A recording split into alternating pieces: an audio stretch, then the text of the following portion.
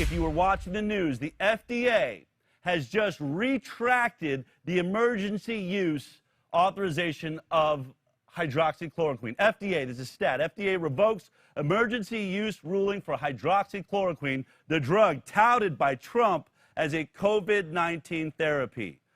The high wire is doubling down once again. We have been at the poker table with hydroxychloroquine from the beginning. And I will tell you as a reporter, it's scary to keep reporting on something that you see being attacked by agencies as big as the WHO, as big as the FDA.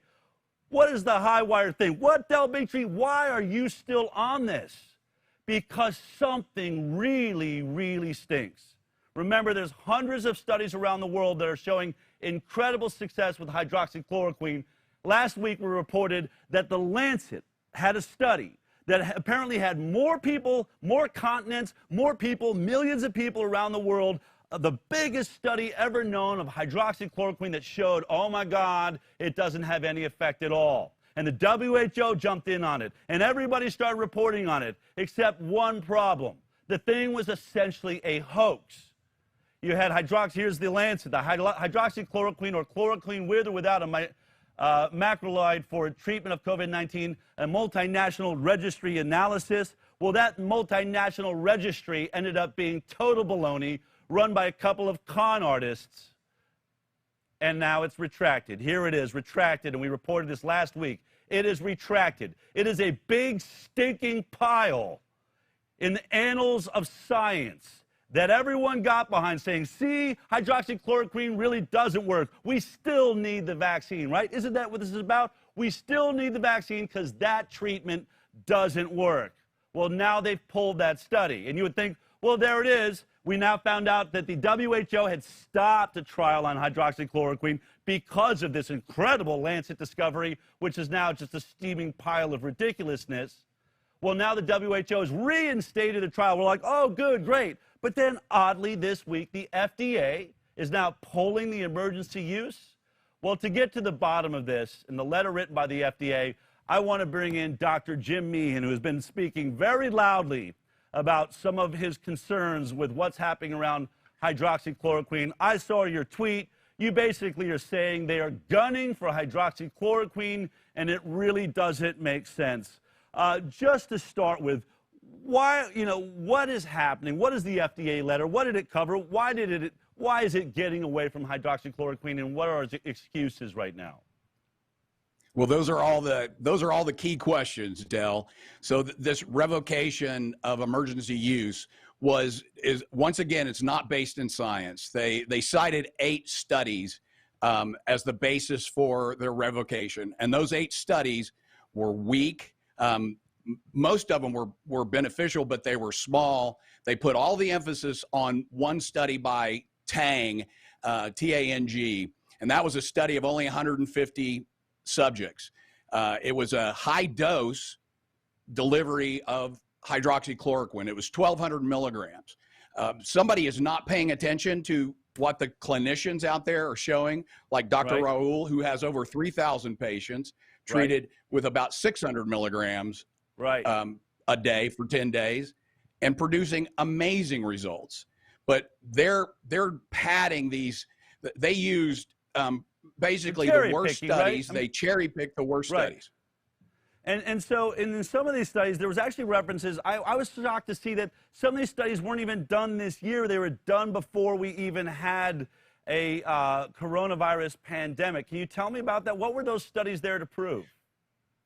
Well, because one of the reasons it's cherry picking, Del, they're cherry picking negative studies to support the conclusion that they want to create, and they want to thrust upon the public. They want to mislead us and deceive us, because this is the benefits that are coming from hydroxychloroquine and clinicians, which is the preferred treatment of choice by 55% of physicians that were polled by Sermo.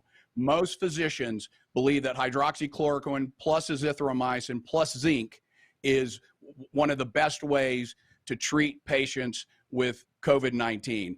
It's important to treat them early, but most of these studies are being designed with the intention of failing. And that's what this whole pattern of behavior looks like. Once again, I've seen it with vitamin C, seen it with vitamin D, and they're doing it with hydroxychloroquine. Why? Because hydroxychloroquine is safe. It is effective. At the short duration that it's used, it's safe.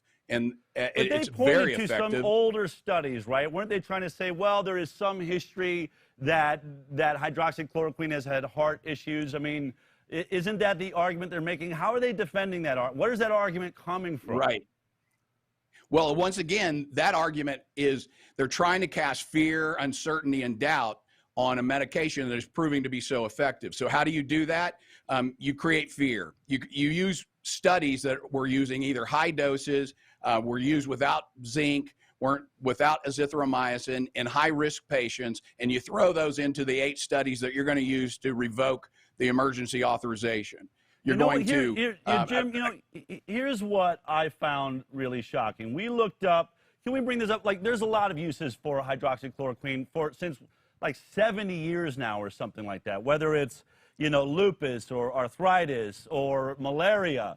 And we looked up and we only found 2017. We have that slide. In 2017, the United States alone, there was a massive use. I don't see the number on here. It had a number. Was it? There we go.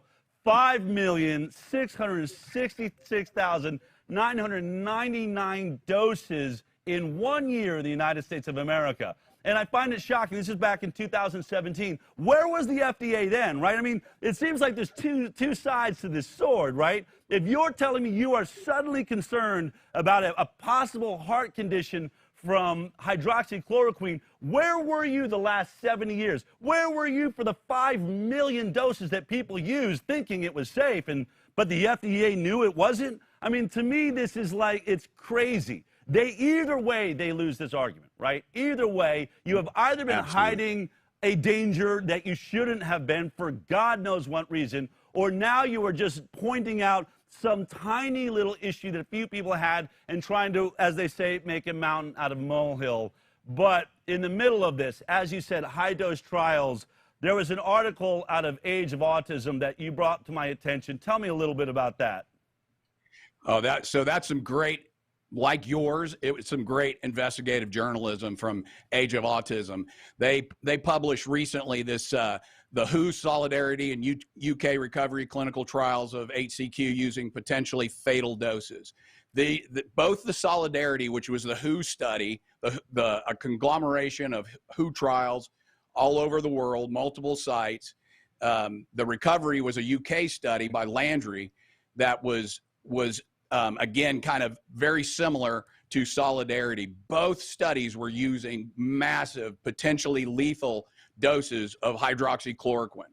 So just to be clear, I just want to, for our viewers, we have 2 really different studies. You have the Solidarity study is what they're calling it, being conducted by the WHO, which involves, looking at sites in different countries all around the world. And then you have the Recovery study, which is being done in the UK is it Oxford, I believe, and all of these are sort of coming to this no clinical benefit. And what they mean is they're not seeing an advantage. Just as many people are dying or more. So tell me, what is it when they say lethal dose? What do they mean? Well, the dose is being used in both Solidarity, the WHO trials, and the Recovery, the UK trials, 2 independent studies. They were both using levels that were about 4 times the maximum dose for any medical condition. There are no medical conditions at which these doses would be prescribed.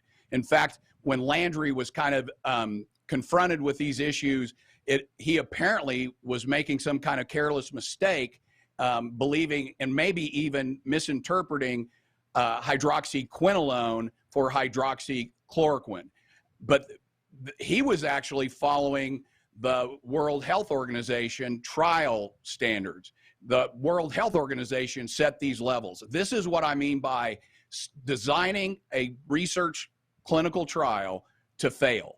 This study was designed to fail using extraordinarily high levels that can, hydroxychloroquine is an amazing medication. It's safe.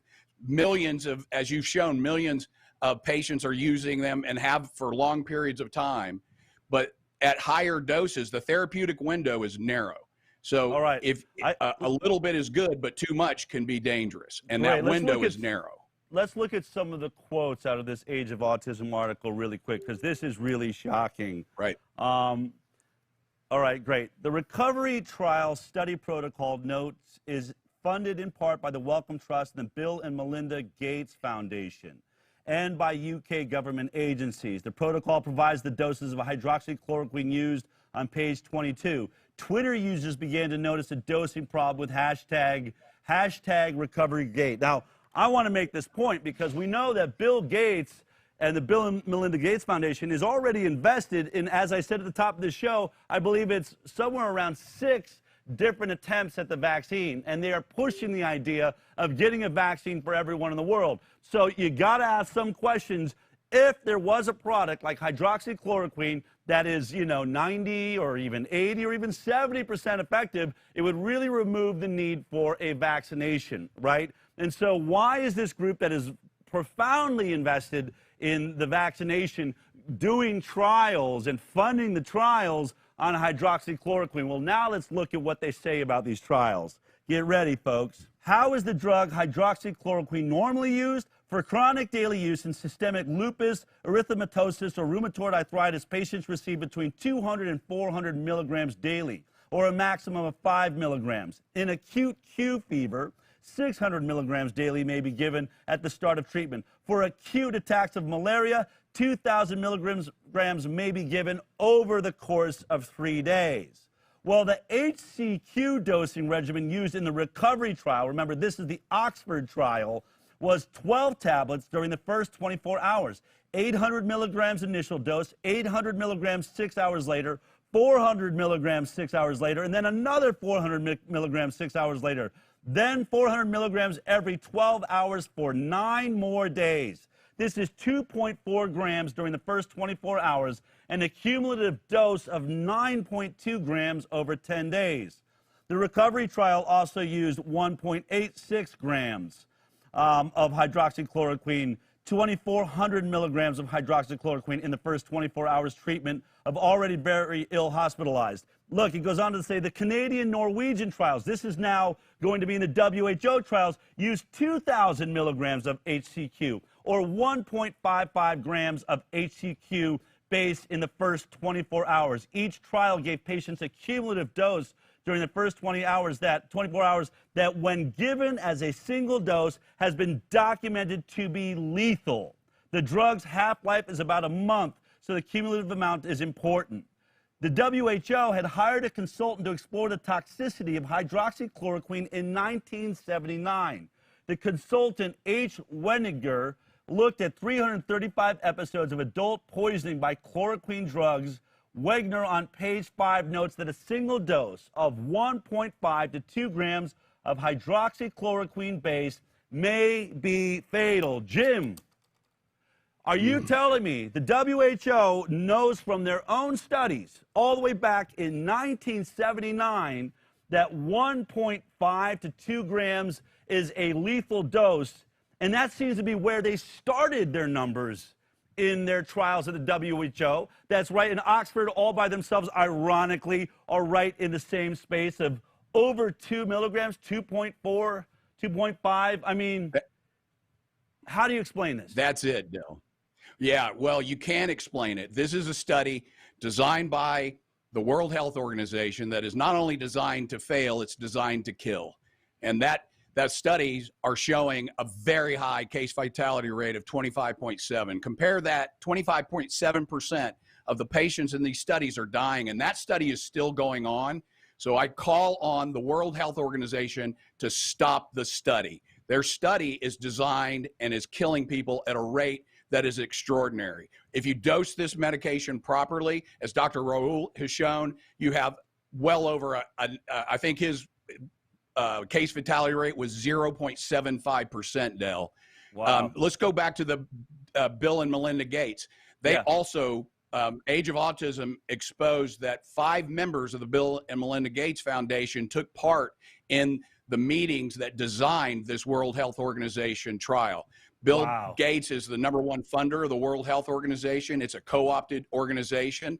I would, in my opinion, Bill and Melinda Gates are creating a market for vaccines by building trials that are designed to fail, designed to kill, to seed fear, uncertainty, and doubt. And this is deadly. We cannot trust our public health agencies. We can't trust these charitable organizations. They are not being charitable to the public. They are creating deadly protocols, and it's just got to stop. The World Health Organization knew that these doses could be potentially fatal, and yet they promulgated them. And you know, it's interesting because India, Spain, multiple other countries, when they finally saw the protocol, the dosing, they said, wait a second, that's 4 times higher.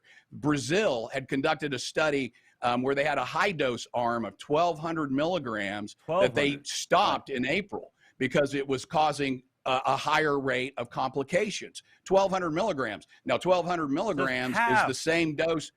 It's half, and it's the same dose that the FDA relied upon in the Tang study to revoke this authorization. And in doing so, what they're doing is they're sending a chill in the medical community so that we may not, you know, we may be withholding this potentially life-saving medication. We may not be treating early. We may not be able to save lives because we have World Health, Bill Gates, the CDC. These trials are misleading the public, and they're killing and harming the public. It's incredible. And, you know, when you look at it, and I want to ask you a question. You said in Brazil they had a high dose and a lower dose arm of the study. They didn't continue the high dose at 1,200, which is still half what the WHO is using. What about the low dose? Did they bag out on that too?